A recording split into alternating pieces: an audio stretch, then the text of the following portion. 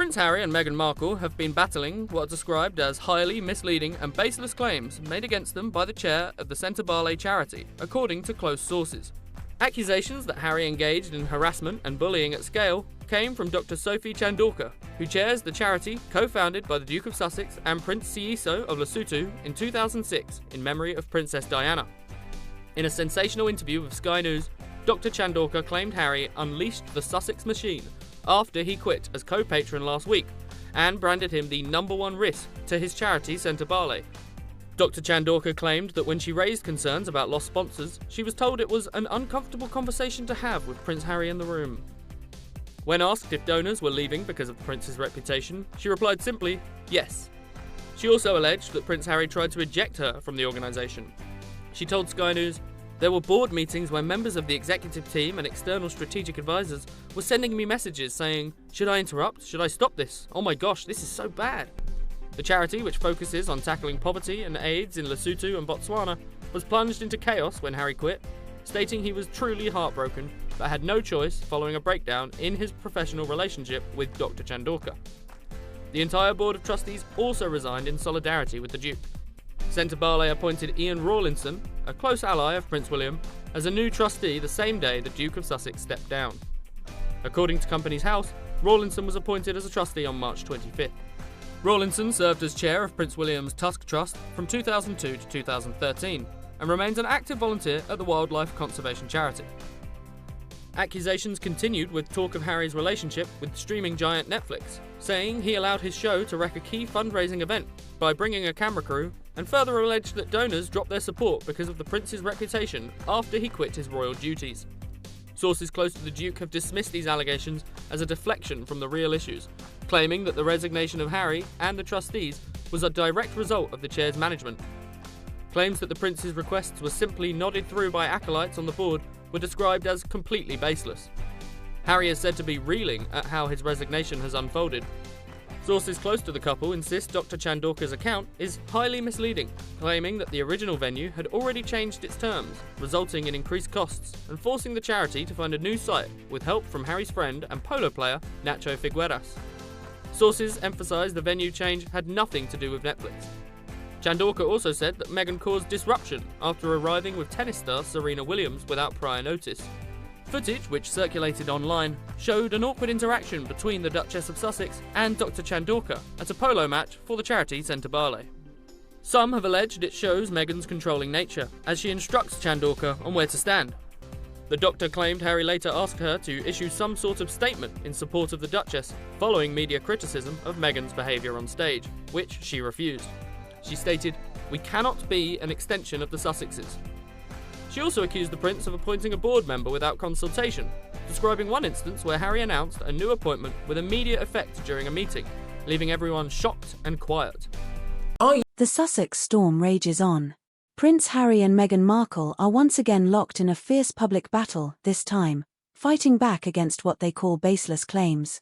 The couple's frustration is palpable, as headlines accuse them of manipulation, image control, and behind-the-scenes feuding. But to their defenders, this is yet another example of a media machine determined to tear them down. It began, as royal controversies often do, with a leak. Reports surfaced alleging tension between Harry, Meghan, and senior figures tied to their charitable ventures. Words like dishonesty, manipulation, and control filled the pages of the press. Within hours, the narrative had hardened. The Sussexes were at war again with everyone. Harry and Meghan's team moved quickly. In a statement, they denounced the accusations as baseless, cruel, and entirely fabricated. Sources close to the couple described the situation as part of a calculated campaign to undermine their credibility, a familiar battle for the pair who've spent years trying to control their public image. The public reaction split sharply. Supporters rallied, saying the Sussexes were victims of a smear campaign, a media-driven attempt to vilify them for stepping outside the royal fold. But critics accused the couple of playing the victim once again, weaponizing outrage to deflect accountability. It's a cycle that seems to repeat with every new story. Behind the glamorous appearances and public smiles, the strain is undeniable. Insiders whisper about mounting stress, PR fatigue, and dwindling trust even within their own circles.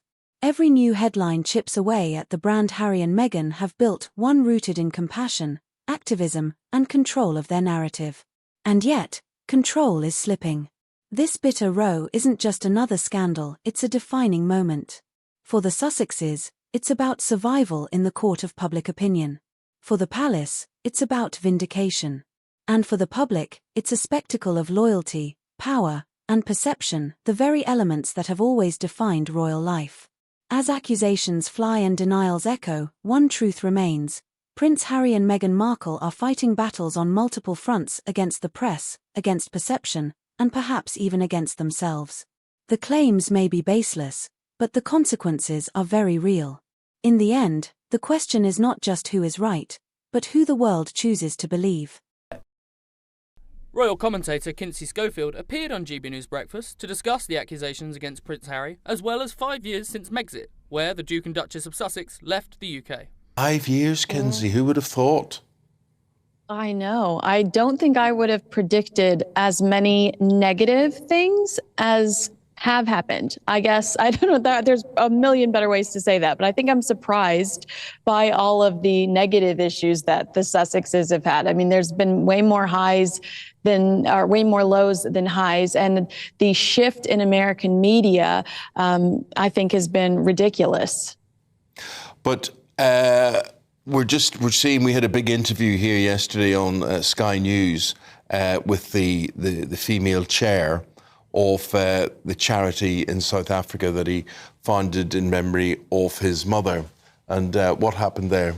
Well, it was a huge interview, wasn't it, Kinsey, where the charity boss was revealing that she was asked to defend Meghan Markle over that charity polo match and that really awkward photo call. Tell us a bit about that. Yeah, and basically what she says is that's where she believes the rift began, when she said, "I'm not an extension of the Sussex PR machine. I have no issue with Meghan, but I refuse to defend her publicly because we don't want to be associated with the toxic brand." She says, analytically, you can look at the numbers of donations that have come in post Prince Harry stepping down and leaving the royal family, and the donations have declined immensely. But when she talks about Prince Harry bullying her, it's interesting to me because he is being accused of doing exactly what he accused of the royal family doing, weaponizing the media against his enemy, which in this case is Dr. Sophie. I wonder what's going to happen with this charity. I wonder, it can't be the end of the charity, surely. I mean, she hasn't resigned. The board has resigned. I wonder what's going to be next. Well, look, she told Trevor Phillips that she has receipts to back up her accusations and will not be pushed around. So you're absolutely right that this charity is going to go on and continue to thrive. But she did accuse Prince Harry of grandstanding and claimed he wanted to destroy the charity to later return as its savior.